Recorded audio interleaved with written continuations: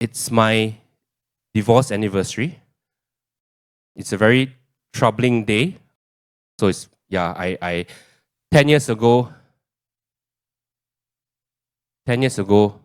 my hair left me.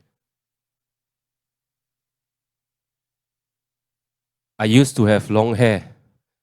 Now I'm just longing for hair. I need to say this, right? This is a joke, because the last time I made this, right, I didn't tell people it was a joke. So 2 of my female students approached me when me and my wife were having dinner in a restaurant, right? And they came up to me and said, "Sir, who's that?" "Oh, that's my wife." "Yeah, I thought you divorced already." Then my wife looked at me. "Why are you telling your female students you are divorced?" That nearly became my divorce anniversary, you know. Yeah. So actually, I think I'm the only speaker here using a microphone, right? The rest all have your headsets. And the reason why I don't use a headset is because there's nothing behind to keep friction. It goes all the way down. So hi, my name is Ike, I-K-E. That's one alphabet short of owning IKEA. Yeah, I used to give this introduction to all my orientations, and everything, until one day one student raised his hand and said, "Sir, IKEA as in the Swedish furniture company?" I said, yeah. So, "Oh, is that why, sir, your head is shaped like a Swedish meatball?" So anyway, I like the first speaker. He shared about this thing called, what was it again? Rejection therapy. And a lot of people have asked me, right, how do I find the courage to stand up here and do what I do? And that's because I've been practicing rejection therapy for the past 30 years. It's called dating. All right, let's move on. Okay. Now, how many of you here have heard of the Malaysian comedian Dr. Jason Leong? Show of hands. All right, awesome. I can't really see your hands actually. It's a light, okay? But I share something in common, a few things in common with Jason Leong. Number 1, he's Chinese. I'm Chinese. We both have small what? Okay, lucky you said eyes. Who wasn't thinking of eyes? Right? You guys are dirty people. Okay, for the purpose of TED Talk, I will keep all my jokes and connotations above the chest region, all right? So that's the first thing, we're both Chinese. Second, he's a comedian. Yeah, he makes people laugh. I do comedy as well. My wife and daughters think I'm a joke. And third, he has a title in his name. He has a doctor title in his name. I have a doctor title in my name as well. But that's where the similarity ends. Because number 1, he is a successful comedian. He goes all around the world. He has 2 Netflix shows. I basically do open mic sessions where I don't get paid. If I'm lucky, I got a glass of water. Sorry. Incidentally, Rafa, where's Rafa? Yeah, do I get paid for this? No? Cup of coffee? Cup of coffee can? Okay lah, can lah. Yeah, and the third thing, well, I have a doctor, he's a doctor. The only difference is his doctor title makes his Chinese parents proud. Okay, let me illustrate this, okay? In a typical family gathering, right, in the Leong family household. "Hey, auntie, wow, look good, oh. Hey, who's your son, Dr. Jason Leong. Wow, doctor, you must be very proud. Hey, what kind of doctor? Oh, he's a urologist, he's a proctologist, he's a gynecologist. He focuses below the waist. Wow, auntie, he must be educated down under. You must be very proud. He sure make a lot of money, one, huh? Now in my family, it's different. You'll be like, "Hey, auntie." By the way, it's just a change of voice. I don't really have a relative that sound like that. "Hey, auntie, who's your son?" "Oh, Dr. Ike Tan." "Wow, doctor. What kind of doctor?" "Oh, doctor of philosophy." "Eh? Doctor of feel my coffee?" "What kind of doctor is he?" "Oh, he's a professor. He teach in a university one, right?" that kind of doctor cannot make money one oh.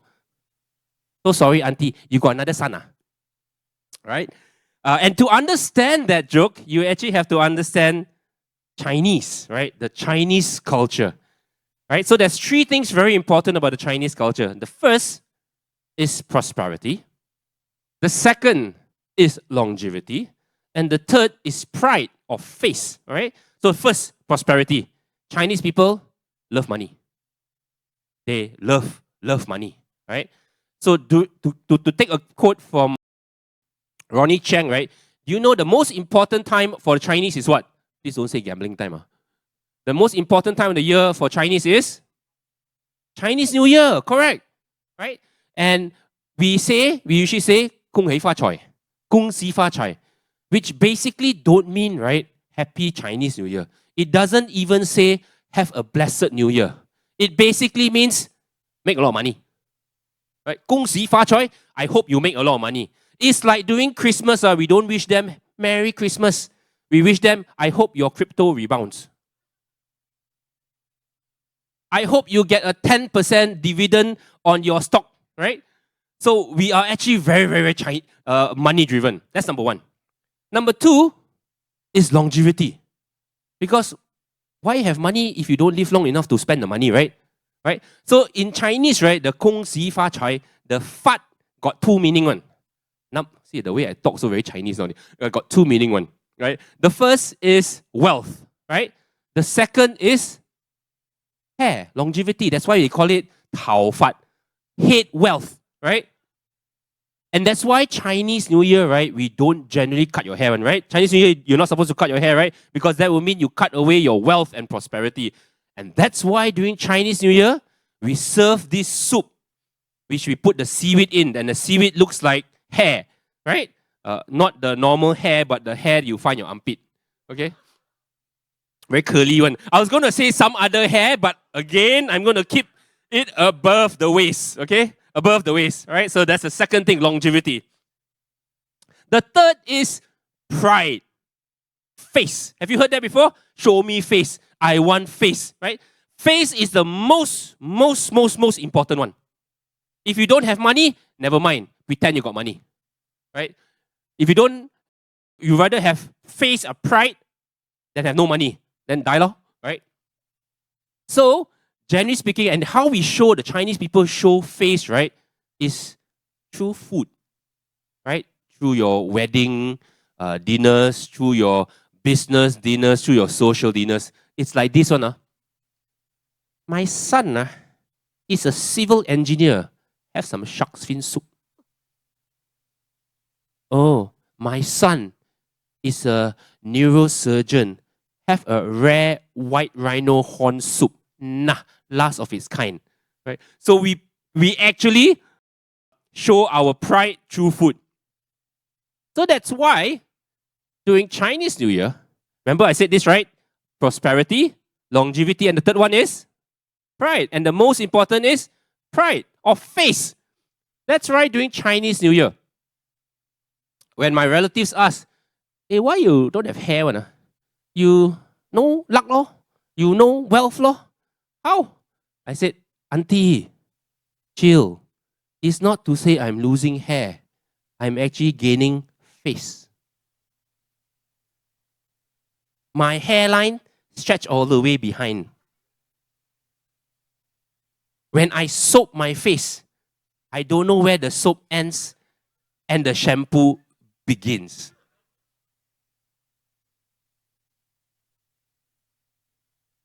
So on a little serious note, just so you know, that was a little short comedy routine. If I made you laugh, I'm successful. If I didn't, then I'll stick to my day job. Okay? So above the surface, I'm a university lecturer. I teach games development, right? Not play games, but we develop games. I mark papers, I do curriculum, I do research. But beneath the surface, I actually do stand-up comedy. And the one picture on the left-hand side, that's me giving a talk on games. The one on the right-hand side, that's me in an open mic session. Now, you can't see, right? You can't really see me because my head is really shining. Okay? Literally, all right? So I told my parents I got actually a very bright future in comedy. Yeah, so, and why did I go into stand-up comedy? All right? Just to let you all know, I'm actually an introvert. I really, really, really hate to be on the stage. Yeah, I get really nervous. And many years ago, I decided to go into education because I felt that it would be a challenge to get out of my comfort zone. Because I worked on special effects. I do computer graphics, and that meant that I was the entire session I would be seated in front of the computer and not interacting with anybody. But I realized that's not a way to live. Let's try to get out of my comfort zone. So I went into teaching. I stood in front of the classroom and I taught young people, right? And I did that for many, many, many, many, many years.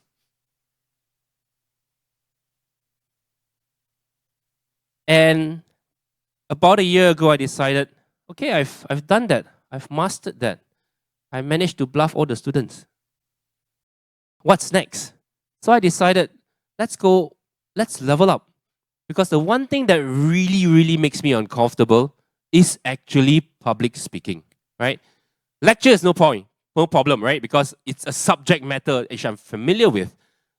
Public speaking is totally something different altogether, right? Standing in front of a crowd of people and rambling on, right? So I decided to go into a try stand-up comedy. And it's one of the best decisions I've actually ever made because it taught me 3 things. And I'm going to share these 3 things with you free of charge, right? I'll build TEDx later.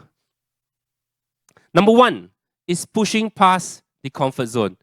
We really, really, really love comfort. We really love to sit back, kick up our shoes, and just relax. That's comfort is life, right? But I realized one thing. Growth happens when routine ends.